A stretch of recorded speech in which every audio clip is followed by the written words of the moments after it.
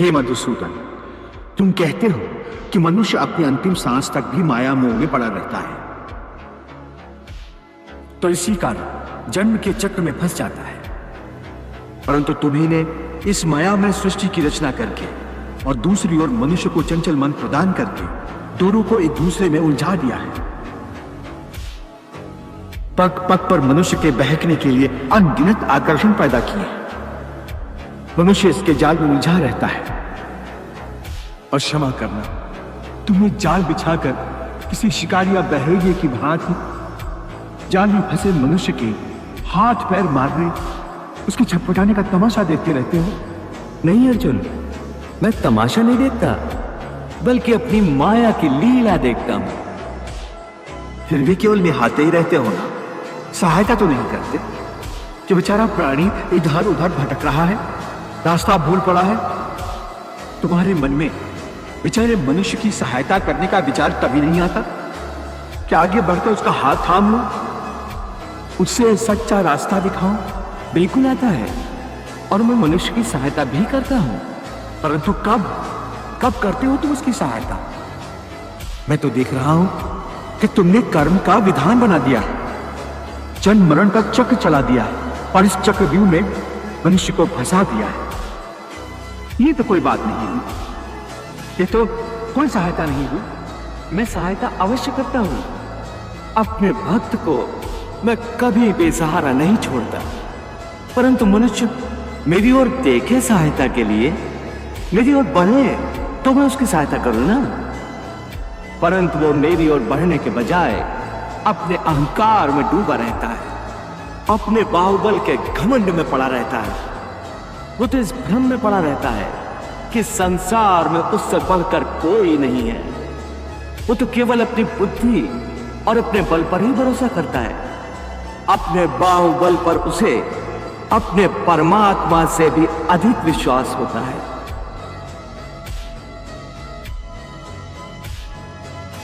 अपने रास्ते से भटके हुए मनुष्य की सहायता के लिए आखिर तुमसे क्या चाहते हो? क्या तुम्हें सोने चांदी के चढ़ावे चाहिए? क्या तुम अपने भक्तों से स्वादिष्ट और पंच पकवान चाहते हो?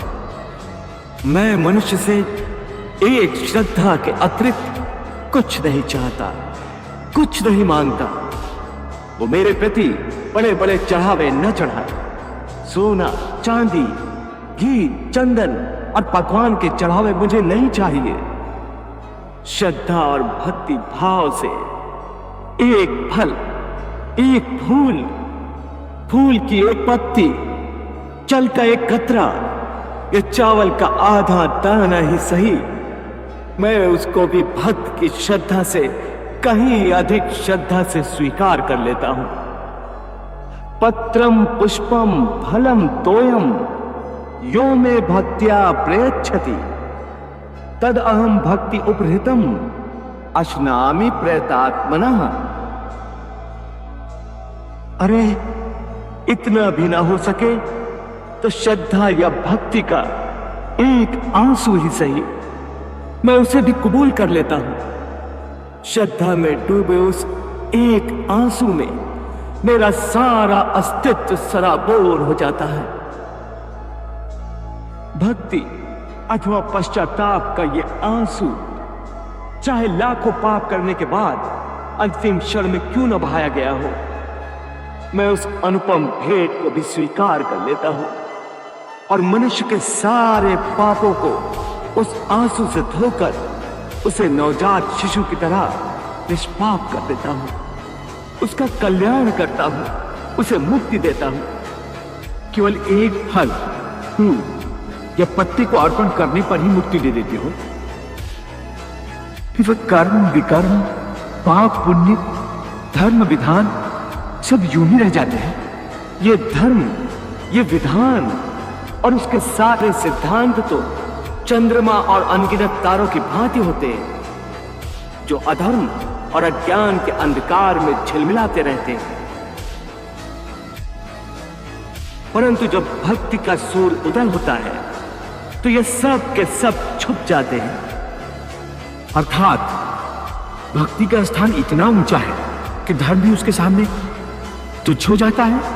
हां, परंतु आसक्ति से रहित भक्ति, जिसके लिए किसी पंडित प्रवचन, किसी पूजा सामग्री की कोई आवश्यकता नहीं। हां, केवल एक शर्त है। वो शर्त क्या है मधुसूदन? पूर्ण श्रद्धा और पूर्ण भक्ति से अपने आप को, अपने सारे कर्मों को मेरे प्रति समर्पित कर दो। बस मैं अपने ऐसे भक्त को सब कुछ भुलाकर उसे मुक्ति दे देता हूं।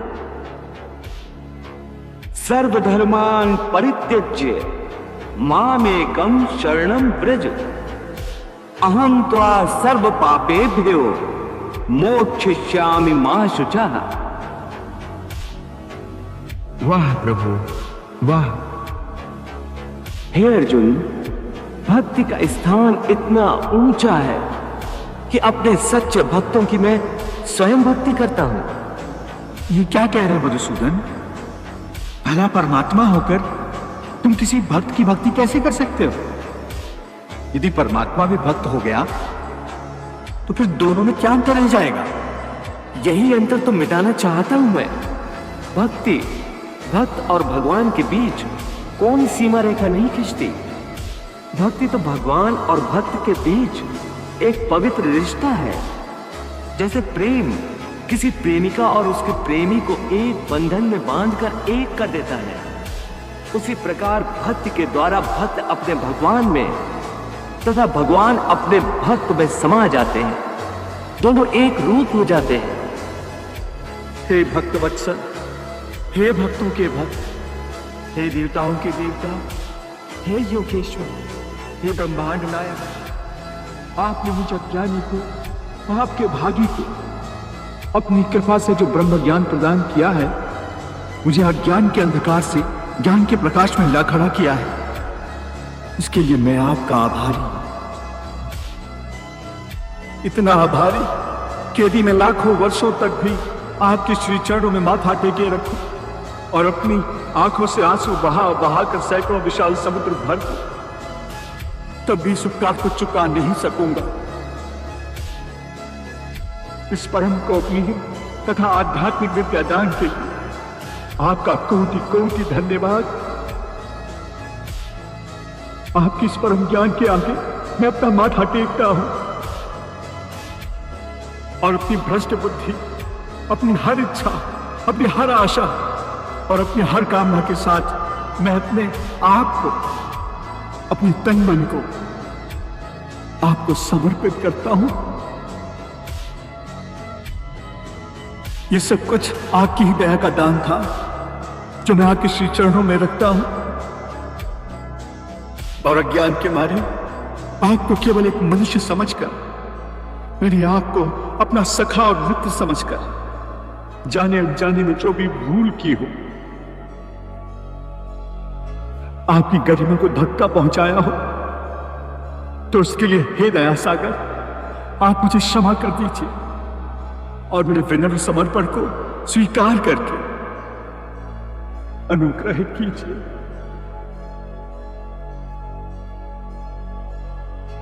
हे अर्जुन, देखो इन आंसुओं को।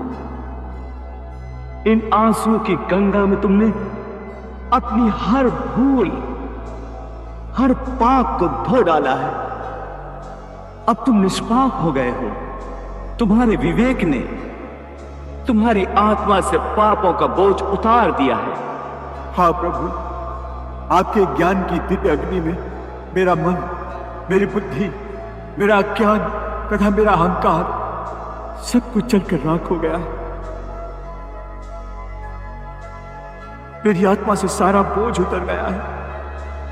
मुझे ऐसे लग रहा है जैसे एक चींटी किसी पत्ते पर बैठकर तूफानी नदी को पार कर लेती हो। उसी प्रकार मैं आपके करुणा रूपी कमल पत्र पर बैठकर इस विशाल भवसागर के ऊपर तैर रहा हूं। जिस प्रकार अंत समय एक मृतक शरीर आत्मा से दूर हो जाता है, उसी प्रकार इस समय मेरी सब आसक्तियां, सब आशाएं, समस्त कामनाएं मुझसे दूर चली गई और मैं प्रकाश की एक किरण की भांति हल्का हो गया। अब जैसे मेरे सारे अस्तित्व पर कोई बोझ नहीं रहा। चारों ओर क्यों प्रकाश ही प्रकाश है। तुम धन्य हो अर्जुन, तुम धन्य हो। इस क्षण जिस परम अवस्था में तुम पहुंच गए हो, इस अवस्था में युगों युगों में कोई महात्मा मेरी विशेष कृपा से पहुंच पाता है। मैं देख रहा हूं कि इस क्षण में तुम केवल एक प्रकाश पुंज हो, जिसे मैंने अपनी दिव्य ज्योति से प्रकाशित कर दिया है। कोई लालसा, कोई कामना तुम्हारे अंदर नहीं रही। हे प्रभु, अभी मैं पूरी तरह कामना विहीन नहीं हुआ हूं। क्या कह रहे हो अर्जुन? हाँ भगवान, आपने अपनी ज्योति से मेरे अंतर को प्रकाशित कर दिया है, परंतु आपकी ज्योति का तेज मेरी समस्त कामनाओं को भस्म नहीं कर सका। अब भी मेरे अंदर एक कामना रह गई है जो मरी नहीं है। हे अर्जुन, ऐसी कौन सी कामना है जिसे मेरी ज्योति का तेज भी भस्म नहीं कर सका? आपके दर्शन की। मेरे साक्षात दर्शन तो तुम कर रहे हो। नहीं भगवान, इस समय मैं आपके संपूर्ण रूप के दर्शन करना चाहता हूं। मैं आपके भिन्न भिन्न गुणों की, आपके भिन्न भिन्न रूपों की व्याख्या सुन चुका हूं। भिन्न भिन्न अवतारों में भी आपके भिन्न भिन्न रूप हुए हैं। मैं उन सब रूपों को, उन समस्त गुणों को एक साथ एक ही समय में देखना चाहता हूं। हे समस्त चराचर के स्वामी, यदि आप मुझ पर प्रसन्न हो तो मेरी ये अंतिम इच्छा पूरी कर दीजिए। हे पार्थ, मैंने तुम्हें सर्वदा अपना सखा कहा है।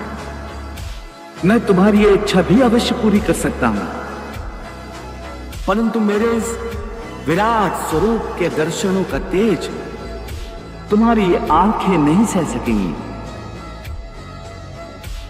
हे अर्जुन, तुम्हारी दृष्टि की झोली इतनी बड़ी नहीं कि जिसमें मेरा संपूर्ण दिव्य स्वरूप समा सके। मेरे नेत्रों की झोली छोटी है, परंतु आपकी करुणा, आपकी दया तो छोटी नहीं है। सच्चा दाता एक याचक की छोटी झोली को देखकर अपना ध्यान कम नहीं करता।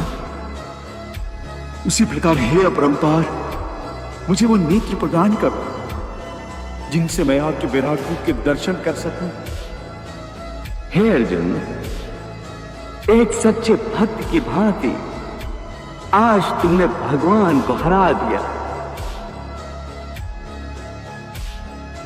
अच्छी बात है, मैं तुम्हारी इच्छा अवश्य पूरी करूंगा। आज तुम्हारे कारण समस्त देवी देवता भी मेरे इस दुर्लभ रूप को देखकर निहाल हो जाएंगे। पहले मैं तुम्हें वो नेत्र प्रदान करता हूं जो इस विराट रूप के दर्शन कर सके। वे महाविराट स्वरूप, हे महाविकराल रूप, हे परम देव, आपकी इस विशाल आकृति को देखकर मैं आश्चर्यचकित और भयग्रस्त हो रहा हूं। स्वर्गलोक से लेकर पाताल लोक तक केवल आपका ही विशाल और विकराल रूप दिखाई दे रहा है। मेरी दिव्य दृष्टि की सीमाओं से परे आप में आपका अस्तित्व कहां से आरंभ होता है और कहां समाप्त होता है, मेरी समझ में कुछ नहीं आ रहा है। मेरी बुद्धि भ्रमित हो रही है। कृपया मुझको समझाइए, आप कौन हैं? आप कौन हैं? आप कौन हैं? आप कौन हैं? आप कौन हैं?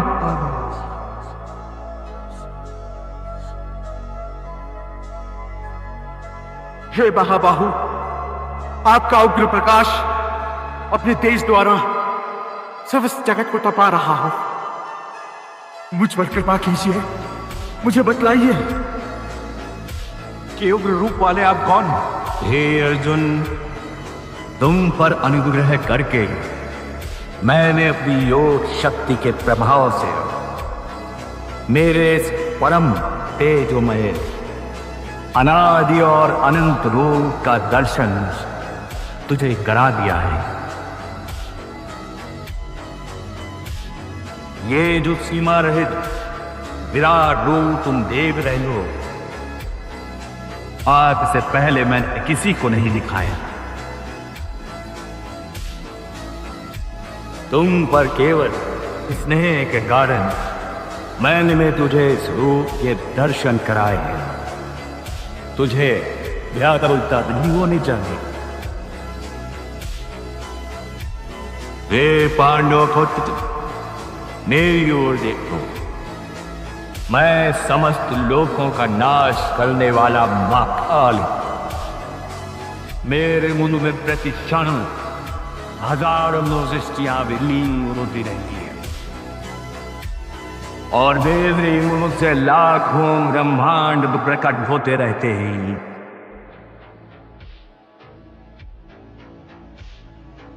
करोड़ों सितारों और लाखों सूरजों से बनी ये सारी सृष्टियां केवल ही मेरी मंजिल खेल।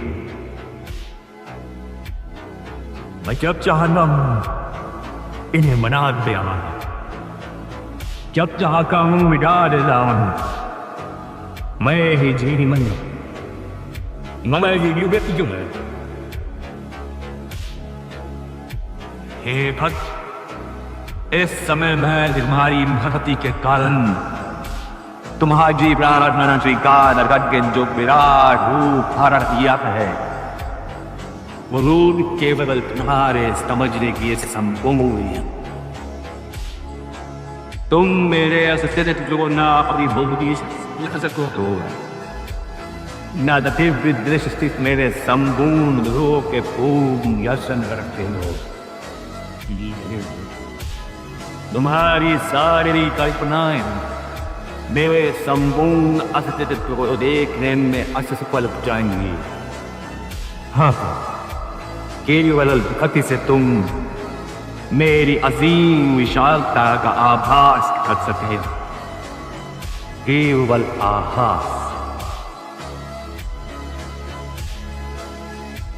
इसलिए केवल श्रद्धा और भक्ति से मेरे रूप को अपने हृदय में धारण कर और इस भय और व्याकुलता का त्याग करके केवल मेरे नाम का स्मरण। जय श्री कृष्ण, जय श्री कृष्ण, जय श्री कृष्ण, जय श्री कृष्ण, जय श्री कृष्ण, जय श्री कृष्ण, जय श्री कृष्ण।